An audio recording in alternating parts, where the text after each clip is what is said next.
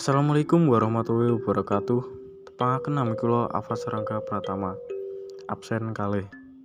Kula badhe maosaken cerkak ing irah-irahipun nasibe Tamto. Bubar kena perda. Lurah Tamto lemes otot bebayune.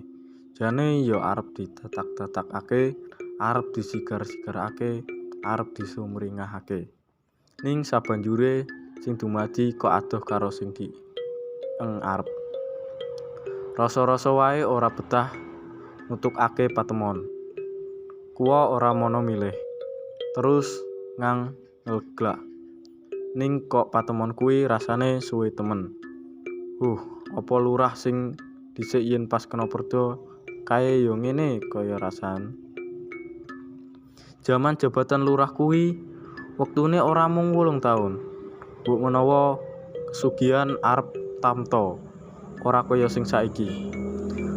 Mbok menawa bisa nggadhahi maneh. Tambah sugih kaya tamtomo. Mestine omah ora mung kaya omah sing saiki. Mestine angkotane ora mung 3.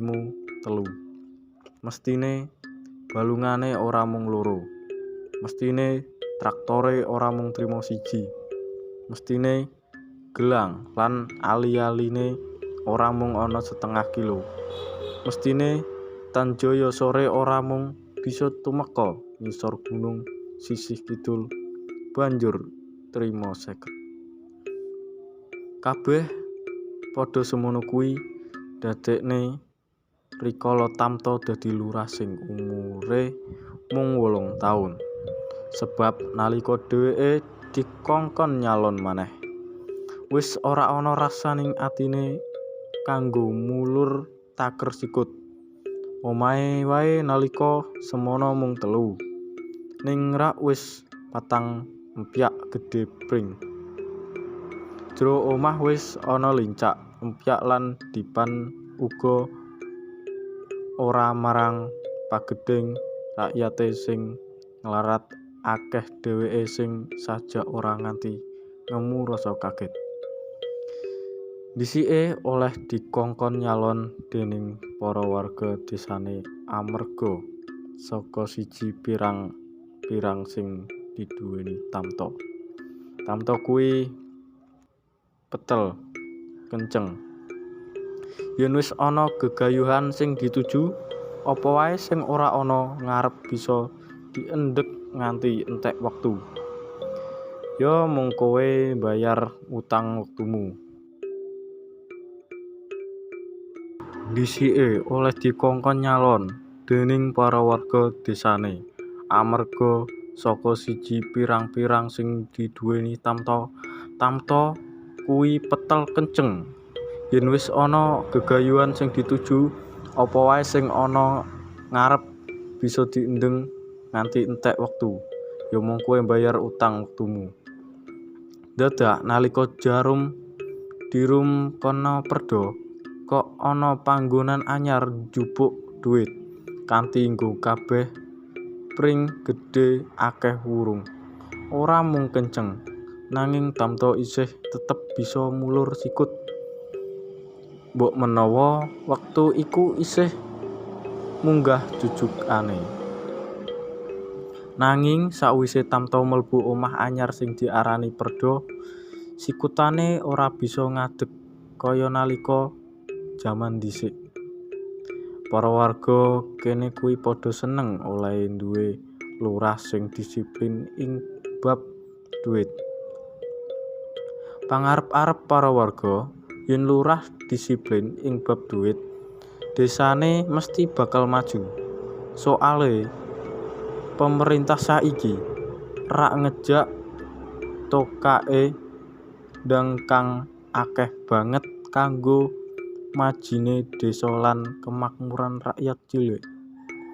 Yen kowe sing dadi lurah dhuwit tiba saka dhuwur sing akeh kaya ngono, rak ya ora tenan sasaran. Ora kaya lurah dirun kuwi. Lurah bisa ngomplek nglumpuk dhuwit duit sing akeh kanggo kebutuhan pribadine dheweke. Kandhane Mbah Sastra, tokoh prosarikat sing tansah dadi panutane warga. Pokoke warga desa kene mung milih sampean, Kang.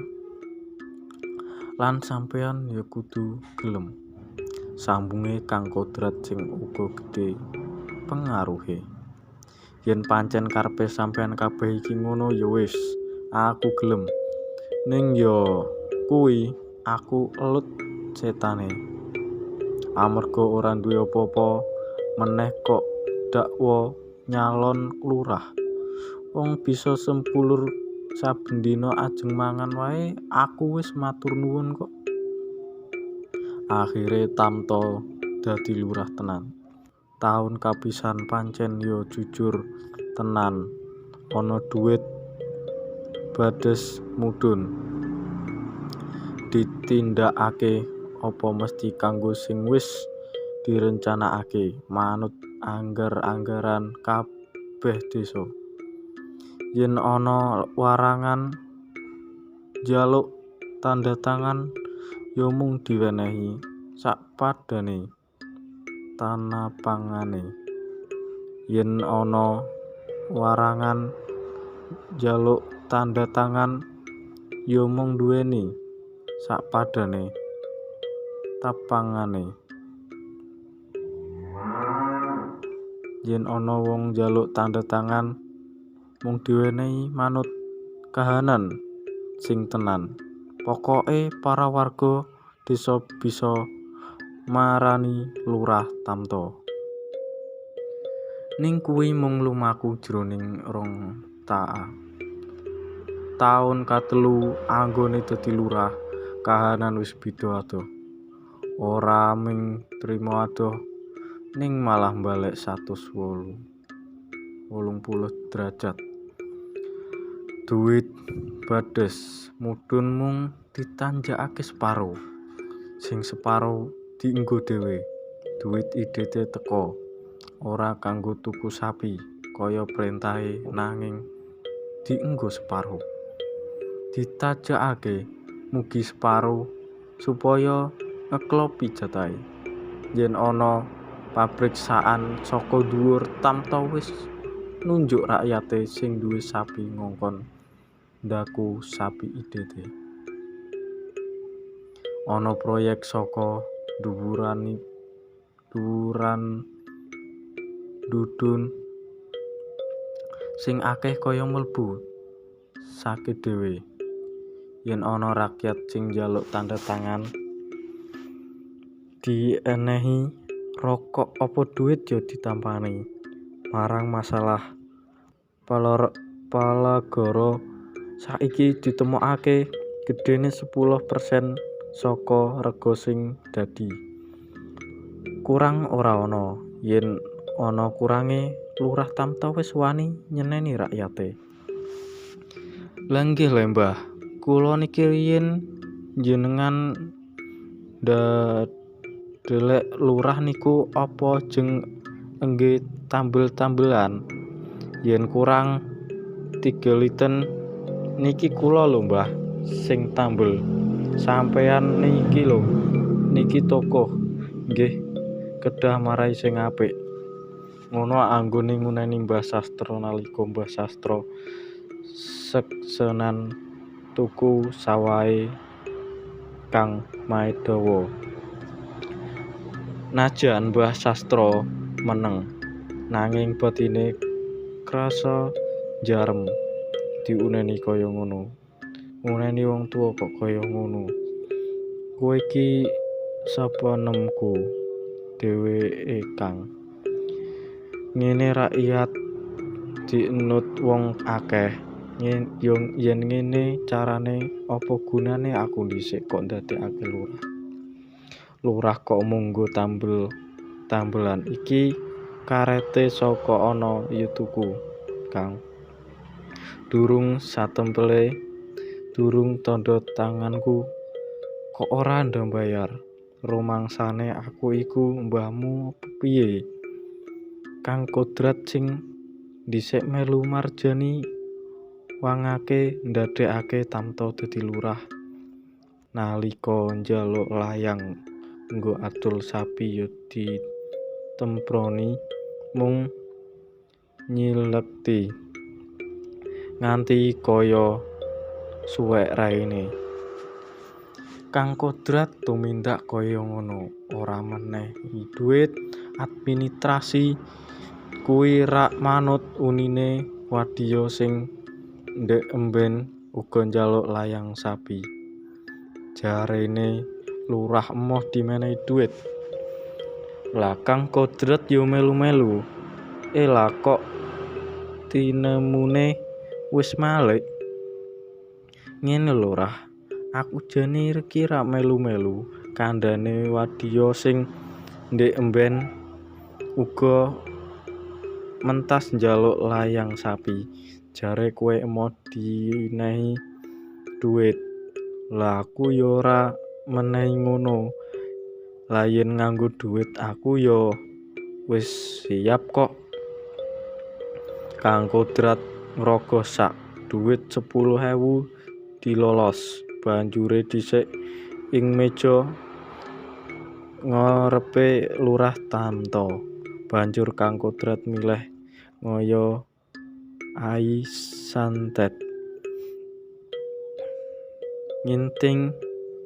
Nginting marang Lurah Tamto sing wis lali marang asal usule. Kang Kodrat ora nggeli aleni oleh kelangan dhuwit 10.000 nggo mbayar layang sapi. Nanging oleh nguneni wong jan rene iki ngagak rasane.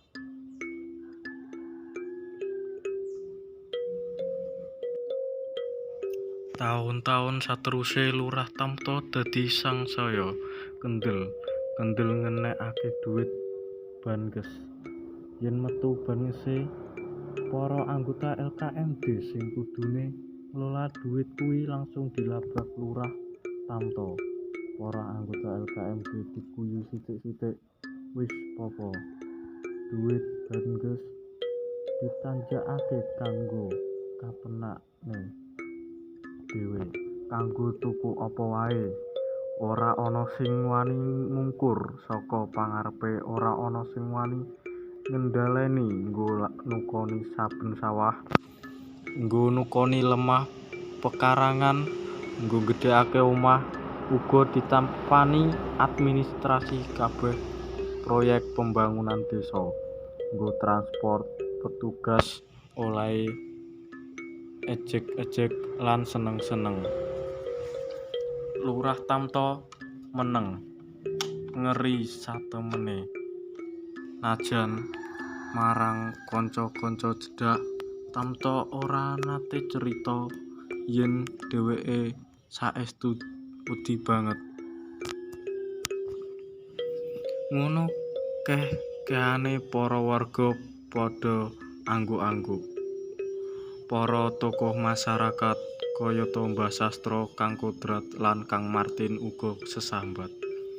Awake dhewe krasa yen kekuasaan desa iki kabeh disekel dening Lurah Tamto dadi lurah. Saiki katon gelar.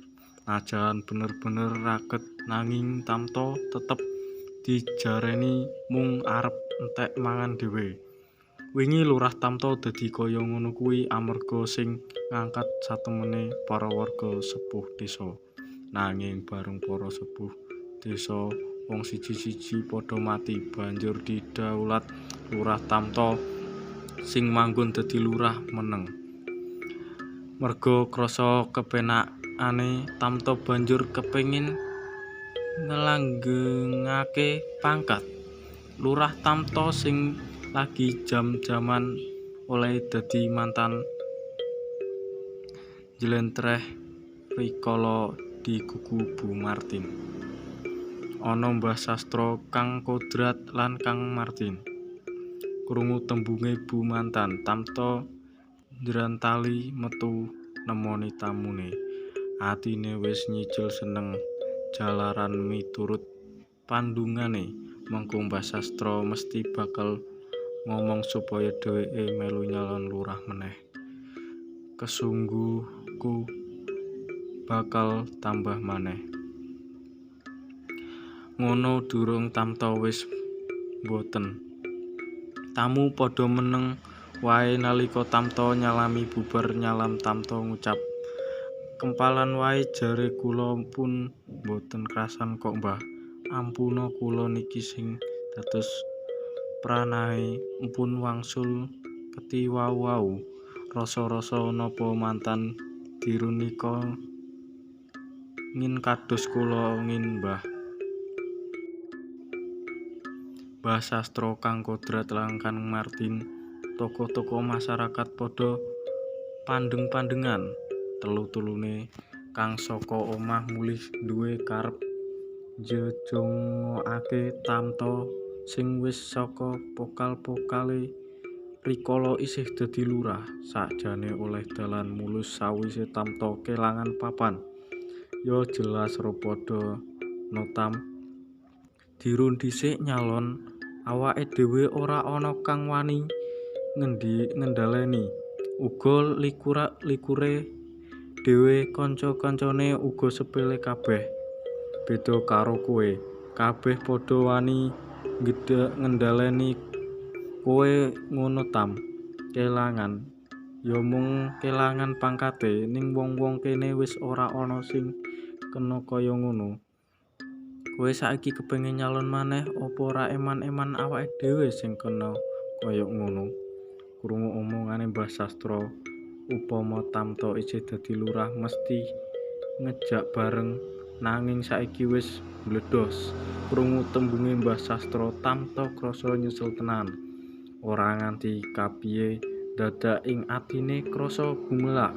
Rasane kepingin nangis. Tamta kaya dene lurah-lurah liyane sing keplayu kabeh, kaya dene lurah-lurah liyane sing ngono. Wis ora bisa mlayu saka pamrayoga wong-wong. Nanging tamta ora kaya ngono. Tamta saiki ora gelem manut. Mbah Sastra, Kang Kodrat lan Kang Martin padha ngadeg. Kang Martin banjur ngomong, "Tam, aku ora ngerti karepmu apa gelem nyalon maneh, nanging kowe kudu ngerti yen wong-wong saiki wis luwih cerdas. Wong-wong saiki ora gampang diombang-ambing, ora gampang dibodho, ora gampang dibodhoni, ora gampang diisak-isak. Saiki wong-wong ora gampang manut kaya biyen, ning nyalonake dheweke maneh ning jaman kene kok isih klarep. Ning kabare kadrun ya nyalon no tam. Uga likur dheweke lik Marwan ning iso kuwatir. Abake Marwan ngarah ngandha sepira. Sing penting anggare ana bebanget karo wong-wong iki kabeh bakal beres." Tamta mlongo. "Lho, lah mboten kados riyin milih Mbah. Maksudmu kowe ana ngetokake biaya?" Tamta mlengo. "Wo lah ya ra iso, mosok dadi lurah isih kasil kok isih mentala meneng ngono." Plengehe Tamta ilang, praupane dadi serius. Ning bareng dipikir bab kuwi lumrah, Tamta mbuwang rasa pangrasane kelingan tembunge Jer Basuki mawa bea. Mbah Sastra, Kang Kodrat lan Kang Martin padha neskalinga pengitungane swara lan mula diseluk kuwi wis rampung. Gogol wong saiki ora bisa disugu marang wong ewu saiki dadi lurah ya mung arep dadi swara. Marwan ya mung atul-atul sing ora saged marang wong. Uga Marwan sing dadi lurah Tamta wis ngerti dheweke. Saiki krasa yen dheweke wis ora ana karepe. Mbah Sastra wis mangsuli Mbah Sastra ngegembelus, wong kaya kowe kok isih duwe niat kaya ngono. Nanging ora apa-apa, sing penting wis tak omong supaya ora mbebayani wong liya. Ngendikake Mbah Sastra, Tamtop krasa ora ana wali nindakake apa-apa dadi kapleset. Pancen Daki Jarwo saka mbiyen ngandika, yen wong tuwa ora ngerti, ora gelem ngerti, yen wis ngono mestine bakal kesandung. Balik maneh Mbah Sastra ngendika, sing penting awake dhewe ngerti. Tamta mung bisa wus nguncluk muleh.